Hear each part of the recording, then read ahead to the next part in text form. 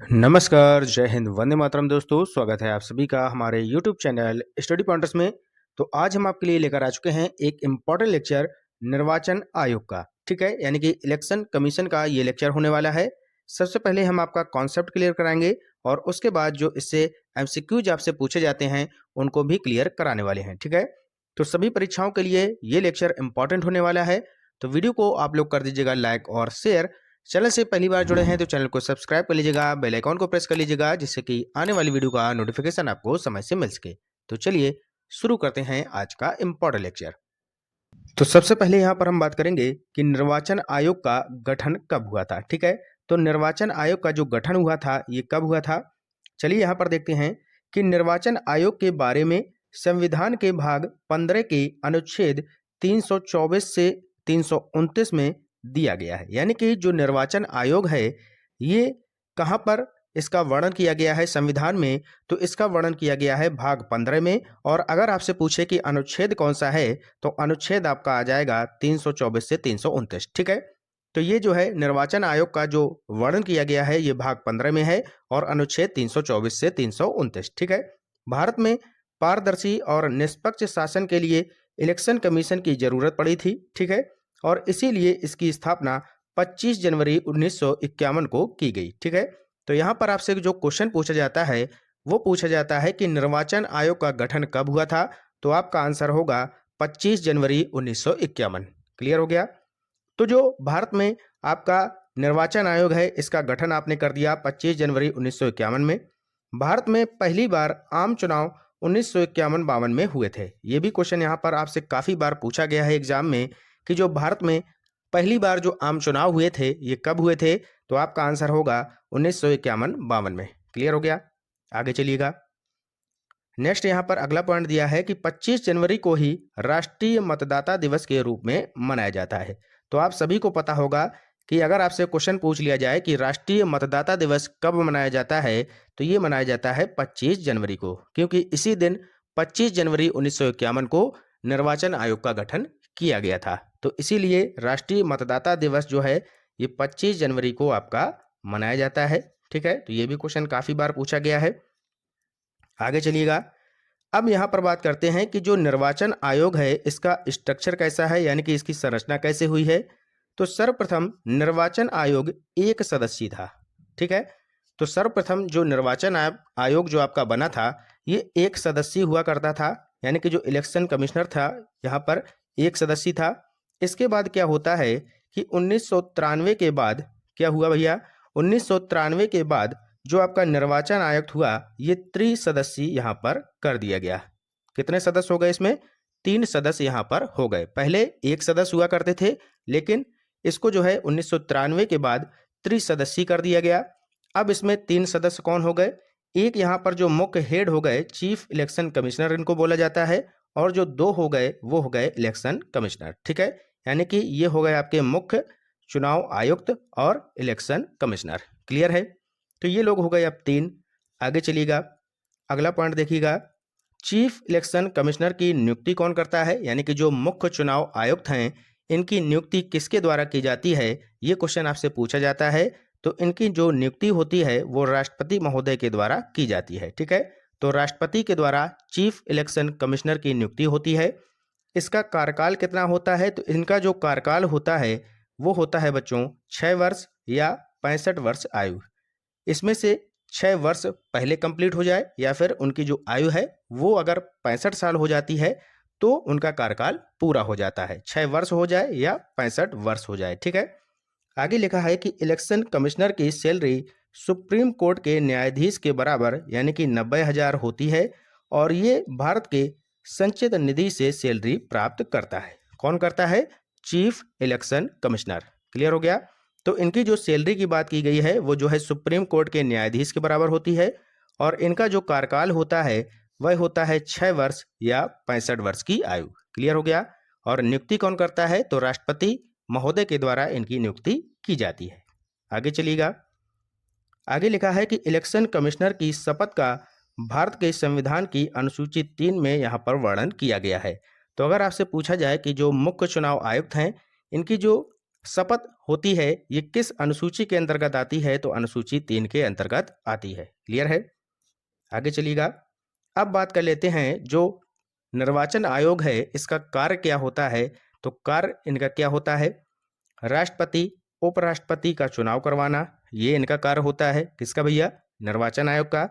लोकसभा, राज्यसभा, विधानसभा, विधान परिषद सदस्यों के लिए चुनाव करवाना इनका कार्य होता है।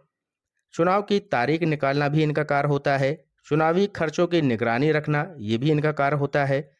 आचार संहिता लगाना और उसका पालन करना, निष्पक्ष चुनाव करवाना ये भी इनका कार्य होता है। तो ये सारे कार्य कौन करता है? निर्वाचन आयोग करता है। आगे देखिएगा।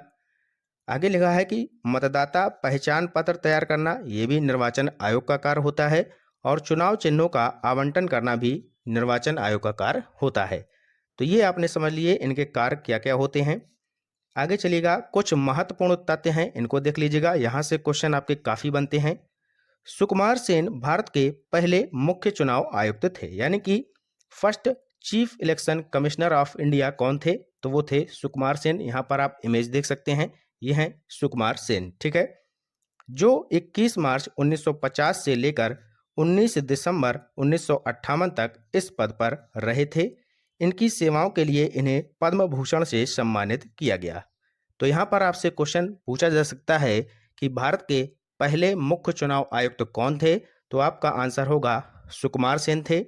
इनका जो कार्यकाल रहा था वो रहा था 21 मार्च 1950 से लेकर 19 दिसंबर 1958 तक। ठीक है, ये इनका कार्यकाल रहा था और इनकी जो सेवाएं थीं बहुत अच्छी सेवाएं इन्होंने दी हैं और इसी की वजह से इनको जो है पद्म भूषण पुरस्कार से सम्मानित किया गया था। क्लियर हो गया?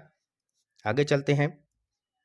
अब यहाँ पर बात कर लेते हैं जो 24वें आपके मुख्य चुनाव आयुक्त नियुक्त किए गए थे वो किए गए थे सुशील चंद्र। ठीक है, सुशील चंद्रा थे। इनका कार्यकाल रहा था 13 अप्रैल 2021 से लेकर 14 मई 2022 तक और वर्तमान में 25वें नंबर के जो मुख्य चुनाव आयुक्त हैं यानी कि चीफ इलेक्शन कमिश्नर हैं वो बनाए गए हैं राजीव कुमार। इनका कार्यकाल 15 मई 2022 से शुरू हुआ है और वर्तमान में ये हमारे जो है मुख्य चुनाव आयुक्त हैं। ठीक है, तो वर्तमान में अगर आपसे पूछा जाए तो कौन है? राजीव कुमार हैं। किस नंबर के हैं? तो 25वें नंबर के हैं। क्लियर है? पहले नंबर के कौन थे? वो थे आपके सुकुमार सेन और राजीव कुमार से अगर पहले पूछा जाए तो 24वें नंबर के थे सुशील चंद्रा। क्लियर है? तो ये सारे पॉइंट आपके लिए इंपॉर्टेंट हैं। ठीक है, तो इनको आप लोग याद रखिएगा। आगे चलते हैं। देश की एकमात्र महिला मुख्य चुनाव आयुक्त कौन हुई थी? तो वो हैं वी.एस. रमा देवी। ठीक है, वी.एस. रमा देवी, ये भी आप लोग नाम याद रखिएगा।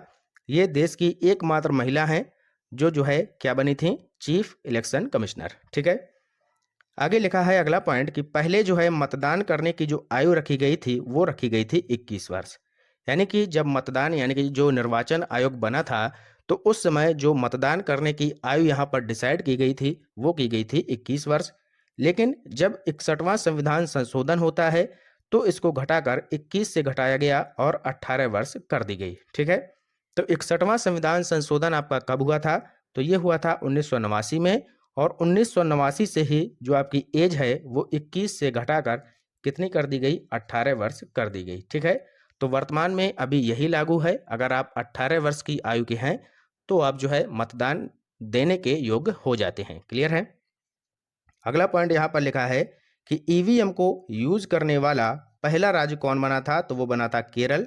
केरल में कौन सी जगह? पारूर। और ये हुआ था 1982 में। यानी कि जो आपके ईवीएम मशीन है जिससे वोटिंग कराई जाती है तो ईवीएम को यूज यानी कि प्रयोग में लाने वाला जो पहला राज्य है वह है आपका केरल।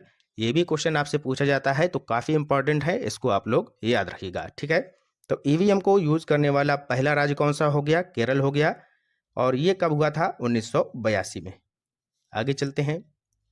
नेक्स्ट पॉइंट है कि 1988 में क्या होता है कि एमपी के 5 विधानसभाओं में चुनाव हुए। किससे? ईवीएम से। ठीक है भैया, और राजस्थान में भी 5 जगहों पर हुए। दिल्ली में 6 विधानसभा। ठीक है, तो एमपी में 5, राजस्थान में 5 और दिल्ली में 6। ये हुआ था 1988 में। किससे हुआ था वोटिंग? ईवीएम से। क्लियर है? अगला पॉइंट बहुत महत्वपूर्ण है। संपूर्ण चुनाव ईवीएम से कराने वाला पहला राज्य कौन है? तो ये है आपका गोवा। ठीक है, संपूर्ण चुनाव किससे हुए हैं? तो ईवीएम से जो संपूर्ण चुनाव हुए हैं वो सर्वप्रथम कहां पर हुए? गोवा में हुए 1999। ठीक है, आगे चलते हैं। तो इसी के साथ जो हमारा कॉन्सेप्ट का पूरा था मैटर वो यहाँ पर कंप्लीट होता है। अब चलते हैं जो एमसीक्यू आते हैं, इससे कैसे क्वेश्चन यहाँ पर बनते हैं उनको देखते हैं। तो वीडियो अगर आपने अभी तक लाइक नहीं किया है तो लाइक कर दीजिएगा, शेयर नहीं किया है तो शेयर कर दीजिएगा, चैनल को सब्सक्राइब कर लीजिएगा, क्योंकि ऐसे ही इंपॉर्टेंट लेक्चर हम आपके लिए लेकर आते रहते हैं। ठीक है, तो चलते हैं पहले क्वेश्चन की ओर।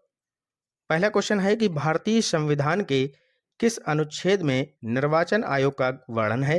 तो अभी हमने बताया था जो अनुच्छेद है वो कौन सा है? 324। ठीक है, इसमें किसका वर्णन है? निर्वाचन आयोग का। क्लियर है? नेक्स्ट क्वेश्चन, निर्वाचन आयोग का चेयरमैन कौन होता है? बताइएगा, निर्वाचन आयोग का चेयरमैन कौन होता है? राष्ट्रपति, प्रधानमंत्री, मुख्य निर्वाचन आयोग या फिर उपराष्ट्रपति? तो इसका जो चेयरमैन होता है वो होता है मुख्य निर्वाचन आयोग। Option number c will be your correct answer. ठीक है, नेक्स्ट क्वेश्चन बताइएगा, भारत में मुख्य निर्वाचन आयुक्त को कौन नियुक्त करता है? तो बताइएगा, चीफ इलेक्शन कमिश्नर को किसके द्वारा यहाँ पर ये नियुक्त किया जाता है? राष्ट्रपति के द्वारा, प्रधानमंत्री, संसद या फिर उपराष्ट्रपति? तो मुख्य निर्वाचन आयुक्त की नियुक्ति कौन करता है? तो वो करते हैं राष्ट्रपति। ऑप्शन नंबर ए यहाँ पर आपका करेक्ट आंसर हो जाएगा। ठीक है, ये सारे के सारे क्वेश्चन आपसे पूछे गए हैं किसी न किसी एग्जाम में। अगला क्वेश्चन है कि भारत में प्रथम आम चुनाव किस वर्ष हुए थे? बताइएगा, हमने आपको बताया था कि 25 जनवरी 1951 को जो है आपका चुनाव, जो आपका निर्वाचन आयोग है, इसकी स्थापना हुई थी और इसी वर्ष जो है 1951-52 में जो है आपके प्रथम आम चुनाव हुए थे। तो ऑप्शन नंबर डी आपका यहाँ पर राइट आंसर हो जाएगा। नेक्स्ट क्वेश्चन बताइएगा, भारतीय निर्वाचन आयोग ने 2010 में अपनी कौन जो है जयंती मनाई? तो बताइएगा, भारतीय निर्वाचन आयोग ने 2010 में अपनी कौन जयंती मनाई थी? तो बहुत ही अच्छा क्वेश्चन है, इसमें मनाई थी स्वर्ण जयंती। याद रखिएगा, ऑप्शन नंबर सी 2010 में जो है भारतीय निर्वाचन आयोग ने स्वर्ण जयंती मनाई थी। Next question, question number 6, Bharat का प्रथम चुनाव आयुक्त कौन था? बहुत ही इंपॉर्टेंट क्वेश्चन है, कई बार एग्जाम में पूछा गया है। तो भारत का प्रथम चुनाव आयुक्त कौन था? तो ये थे सुकुमार सेन। ठीक है, ऑप्शन नंबर डी आपका राइट आंसर हो जाएगा। सुशील चंद्रा 24वें नंबर के हैं और वर्तमान में कौन है 25वें नंबर के? वो हैं राजीव कुमार। ये भी आप लोग याद रखिएगा। ठीक है, नेक्स्ट क्वेश्चन बताइएगा, भारत में मतदान की आयु सीमा कब जो है 21 वर्ष से घटाकर 18 वर्ष कर दी गई? तो ये जो है 21 वर्ष से घटाकर 18 वर्ष कब की गई थी? ये की गई थी 61वें संविधान संशोधन से, और ये संशोधन आपका कब हुआ था? तो ये हुआ था 1989 में। ठीक है, नेक्स्ट क्वेश्चन बताइएगा, ईवीएम का संपूर्ण प्रयोग किस राज्य में सर्वप्रथम हुआ था? तो ईवीएम का संपूर्ण प्रयोग जो हुआ था ये हुआ था सर्वप्रथम गोवा राज्य में। ऑप्शन नंबर ए यहाँ पर आपका करेक्ट आंसर हो जाएगा। अगला क्वेश्चन है, मुख्य चुनाव आयुक्त का कार्यकाल कितने वर्ष का होता है? तो मुख्य चुनाव आयुक्त का जो कार्यकाल होता है ये होता है 6 वर्ष या 65 वर्ष की आयु। ऑप्शन नंबर बी यहाँ पर आपका सही उत्तर हो जाएगा। अगला क्वेश्चन, और ये होगा आज की क्लास का हमारा अंतिम प्रश्न, राजीव कुमार किसके स्थान पर मुख्य चुनाव आयुक्त नियुक्त किए गए हैं? तो राजीव कुमार जो हैं ये वर्तमान में हमारे मुख्य चुनाव आयुक्त हैं और इनका जो नंबर आता है वो है 25वें नंबर के हैं। ये इनसे पहले जो थे वो थे 24वें नंबर के। कौन थे? तो वो थे सुशील चंद्रा। ठीक है, तो इनके जो है स्थान पर राजीव कुमार यहाँ पर मुख्य चुनाव आयुक्त बनाए गए हैं। ठीक है, तो ऑप्शन नंबर सी इसका करेक्ट आंसर हो जाएगा। क्लियर है? तो ये था हमारा आज का इम्पोर्टेंट लेक्चर आपको कैसा लगा जरूर हमें कमेंट बॉक्स में बताएं और मिलते हैं नेक्स्ट इम्पोर्टेंट लेक्चर के साथ। तब तक के लिए पढ़ते रहिए और आगे बढ़ते रहिए। जय हिंद, जय भारत।